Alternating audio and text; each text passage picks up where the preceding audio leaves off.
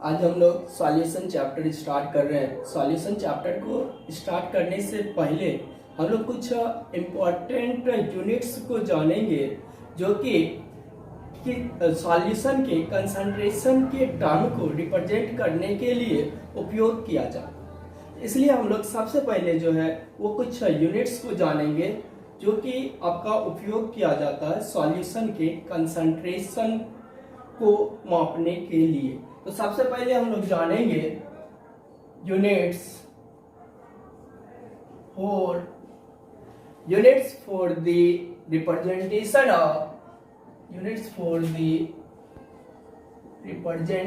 Of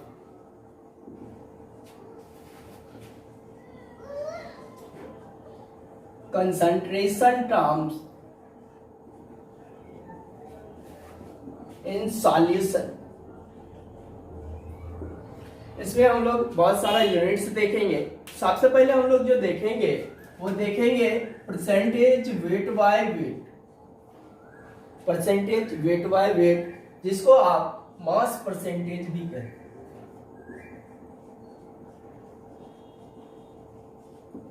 mass percentage Hindi में हम लोग द्रव्यमान प्रतिशत।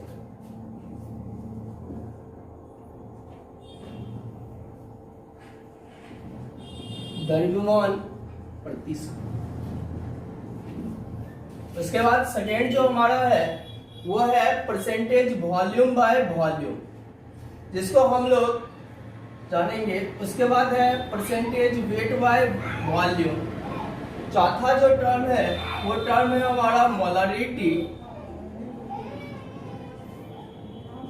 पांचवा टर्म है हमारा मोलरिटी।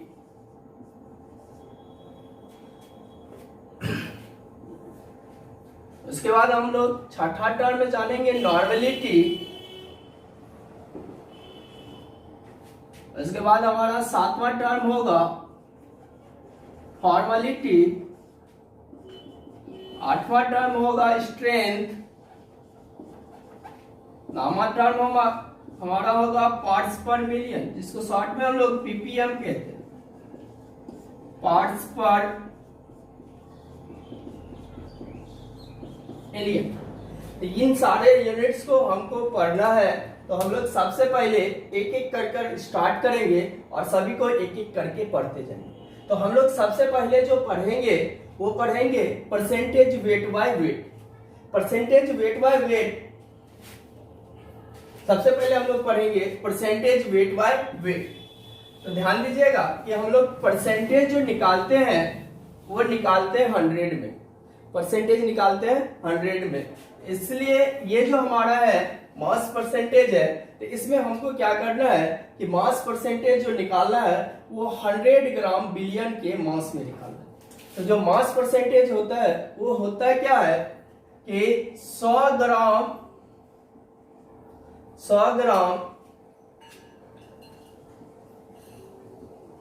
बिलियन में 100 ग्राम बिलियन में उपस्थित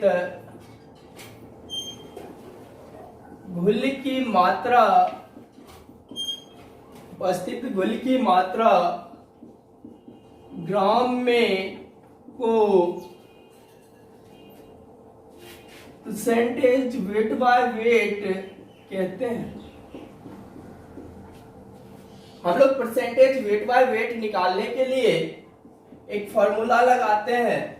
परसेंटेज वेट बाय वेट कहिए या द्रव्यमान प्रतिशत कहिए। द्रव्यमान प्रतिशत हम लोग निकालने के लिए एक फॉर्मूला लगाते हैं। वो लगाते हैं घुल का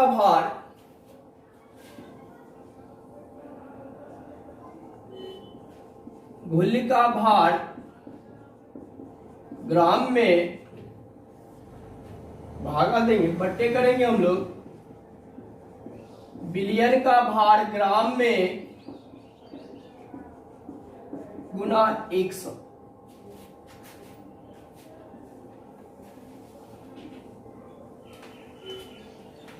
मुख्यतः इस टर्म का उपयोग क्वेश्चन को सॉल्व करने के लिए किया जाता है। इस टर्म का उपयोग हम लोग मुख्यतः क्वेश्चन को सॉल्व करने में करेंगे जब क्वेश्चन में दिया रहता है कि परसेंटेज वेट बाय वेट में टर्म में, जैसे हम लोग एग्जांपल देखें, यदि आपको दिया रहे 60% weight by weight HNO3 solution,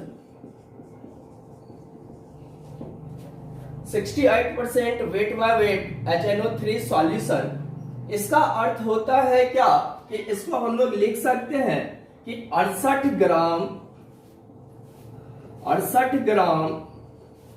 HNO3 उपस्थित है 100 ग्राम HNO3 के बिलियन में, 100 ग्राम HNO3 के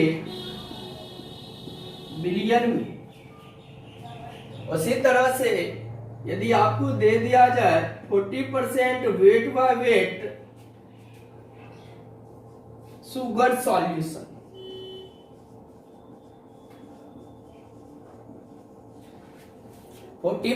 weight by weight sugar solution, इसका अर्थ है कि 40 ग्राम शुगर उपस्थित है 100 ग्राम शुगर के सॉल्यूशन।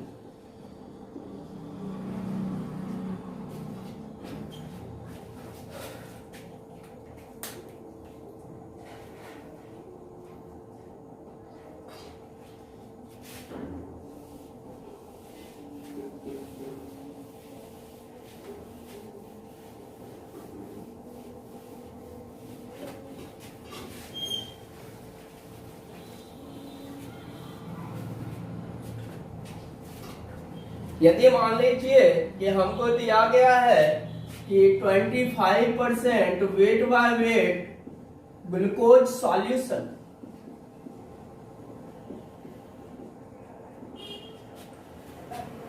इसका अर्थ है कि 25 ग्राम ग्लूकोज उपस्थित है 100 ग्राम ग्लूकोज के बिलियन में। इसी तरह से हम लोग मास परसेंटेज ज्ञात कर सकते हैं कि मास परसेंटेज यदि आपको निकालने दिया जाए तो मास परसेंटेज निकालने के लिए आप क्या करेंगे कि हमारा फॉर्मूला लगाएंगे कि घुल का मास या घुल का द्रव्यमान ग्राम में बटे बिलियन का द्रव्यमान गुना 100। तो ये हमारा था परसेंटेज। अब हम लोग second concentration term percentage volume by volume जाने। तो परसेंटेज वॉल्यूम बाय वॉल्यूम जानने के लिए आप जानिए कि हम लोग फिर से परसेंटेज निकालते हैं। इसका मतलब है कि हमको निकालना है 100 में। कितना में निकालना है? 100 में। तो ध्यान दीजिएगा कि हम लोग जो वैसे जो दिया हुआ है ऊपर में अंश में जो दिया हुआ वॉल्यूम, ये वॉल्यूम होता है गोले का, और जो हर में दिया गया वॉल्यूम है ये वॉल्यूम होता है बिलियन। जो हमारा अंश में दिया गया वॉल्यूम वो घुली का वॉल्यूम होता है, और हर में जो दिया गया वॉल्यूम वो वॉल्यूम बिलियन का। तो इसका अर्थ है कि परसेंटेज वॉल्यूम बाय वॉल्यूम का अर्थ हो गया कि हम लोग कह सकते हैं क्या कि 100 ml बिलियन में, 100 ml बिलियन में उपस्थित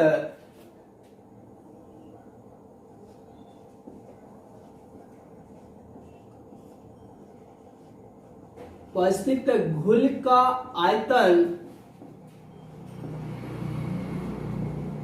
ml में परसेंटेज वॉल्यूम बाय वॉल्यूम कहलाता।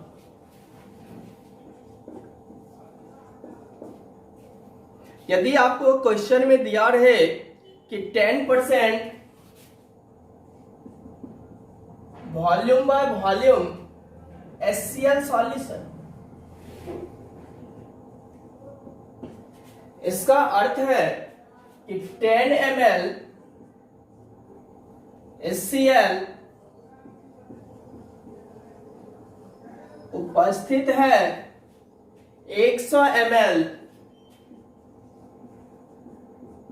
HCl के बिलियन में।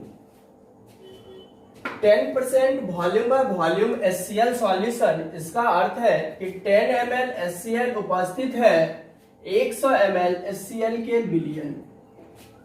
उसी तरह से यदि आपको दिया जाए 20% volume by volume H2SO4 solution, इसका अर्थ है कि 20 ml HCl उपस्थित है 100 ml 20 ml 20% weight by weight H2SO4 solution, इसका अर्थ है 20 ml H2SO4 उपस्थित है 100 ml H2SO4 के बिलियन में।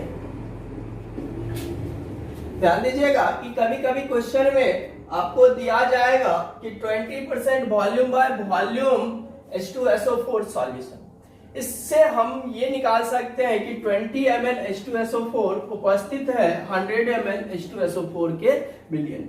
इसका अर्थ है कि हमारा जो घुल है वो 20 ml हुआ और जो बिलियन है वो हमारा हो गया 100 ml। और जब आपको घोलक निकालने की आवश्यकता होती है कि घोलक का आयतन, तो आप आसानी से निकाल सकते हैं बिलियन का आयतन माइनस घुल का आयतन।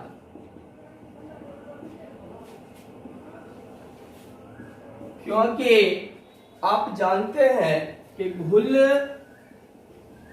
प्लस घोलक को मिलाने से बिलियन का निर्माण।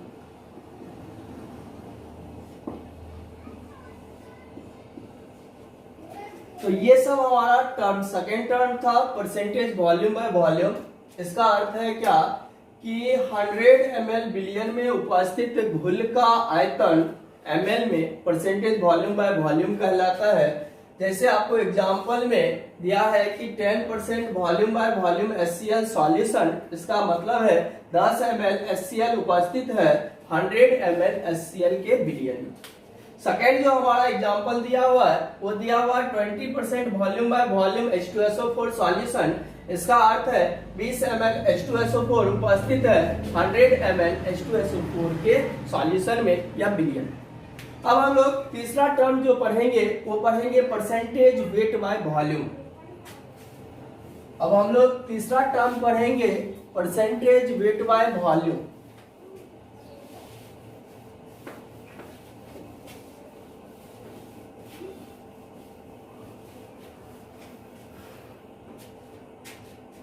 हम लोग तीसरा टर्म पढ़ने जा रहे हैं, वो हमारा है परसेंटेज वेट बाय वॉल्यूम।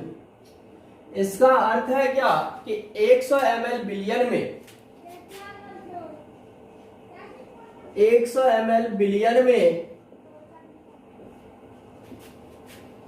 उपस्थित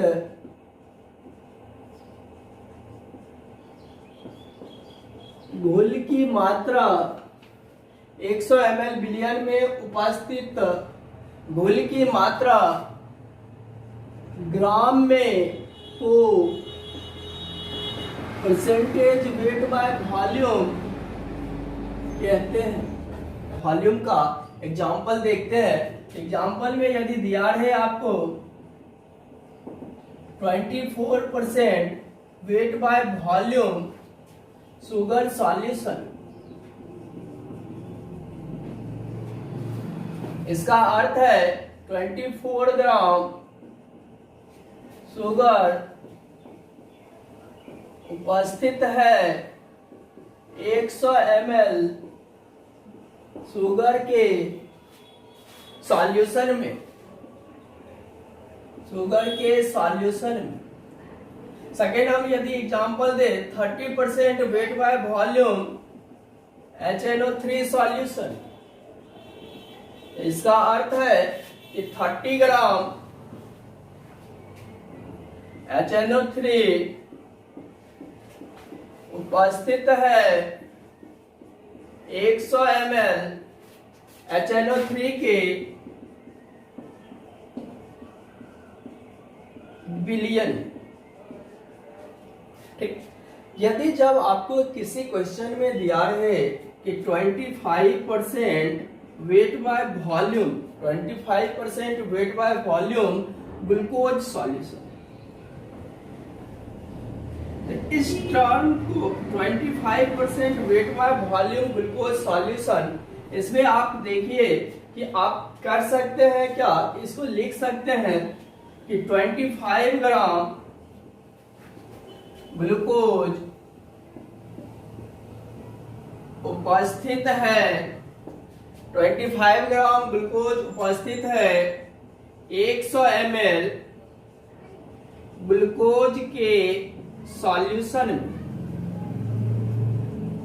यहां से आपको पता चल गया कि ये जो सॉल्यूशन है इसमें 25 ग्राम ग्लूकोज है तथा पूरे सॉल्यूशन जो है वो 100 है, यानी कि यहां आपको घुल का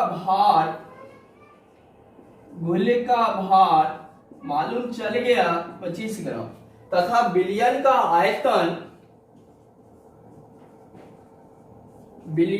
आयतन आपको मालूम हो गया 100 ml।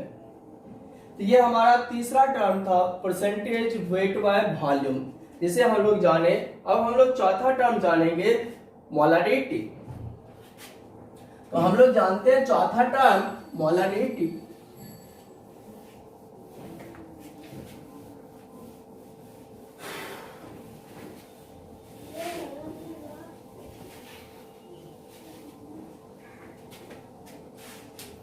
हम लोग चौथा टर्म जानेंगे मोलारिटी, मोलरता।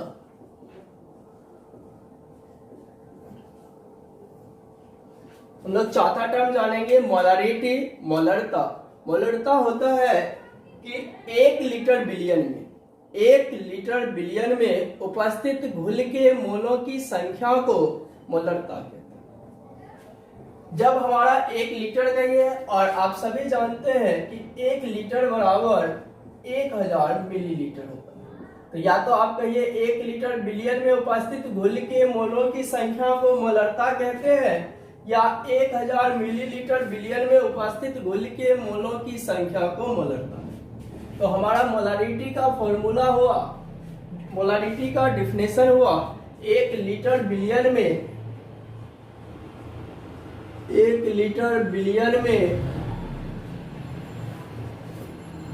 उपस्थित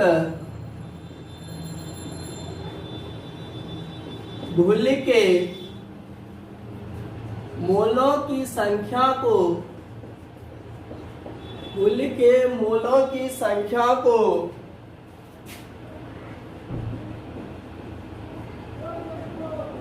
मोलरता कहते हैं। 1 लीटर बिलियन में उपस्थित घुल के मोलों की संख्या को मोलरता कहते हैं। या आप किसी को ये भी लिख सकते हैं कि 1 लीटर के बजाय आप 1000 मिलीलीटर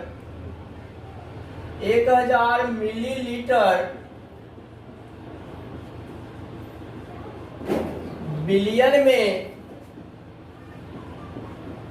उपस्थित घुल के मोलों की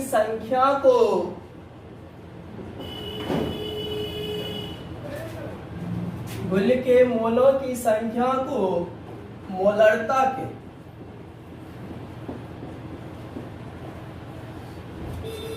तो हमारा जो मोलरता के लिए फॉर्मूला हो जाएगा वो हो जाएगा घुल का मोल बटे बिलियन का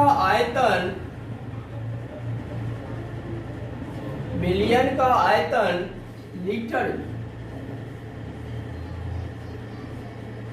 अब आप सभी जानते हैं कि घुल का मोल बराबर फॉर्मूला होता है हमारा घुल का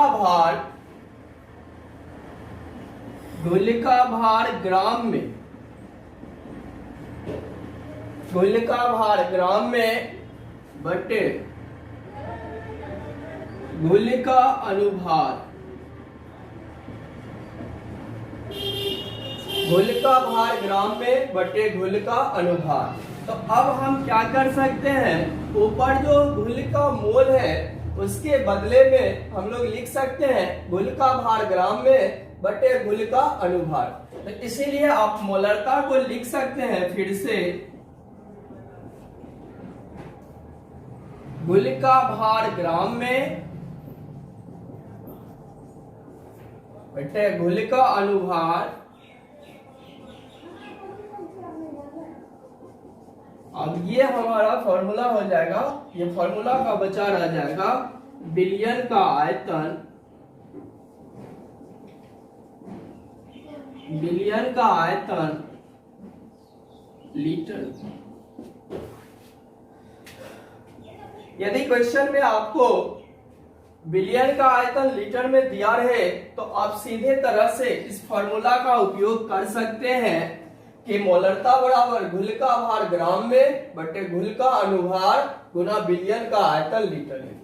यदि आपको क्वेश्चन में आयतन लीटर में नहीं दिया हो रहे और आयतन दिया रहे मिलीलीटर में, तो हम लोग जानते हैं कि 1 लीटर बराबर 1000 मिलीलीटर। तो हम लोग मिलीलीटर को लीटर में चेंज करने के लिए 1000 से भागा देंगे। तो हमारा जो नया फॉर्मूला हो जाएगा मोलरता का, वो हो जाएगा घुल का भार ग्राम में बटे घुल का अनुभार गुना बिलियन का आयतन ml में। अब ml में दिया है, उस ml को लीटर में बदलने के लिए यहाँ 1000 से हम लोग भागा देंगे। तो ये 1000 जो है ऊपर चला जाएगा और हमारा नया फॉर्मूला हो जाएगा मोलरता का, वो हो जाएगा घुल का भार ग्राम में गुना 1000 बटे घुल का अनुभार गुना बिलियन का आयतन ml। इसी फॉर्मूला को आप यदि शॉर्ट में लिखना चाहते हैं मोलारिटी को, आप इस तरह से लिख सकते हैं m बराबर W गुना 1000 बटे MW Guna V solution in ml। जहां आप कैपिटल M जो है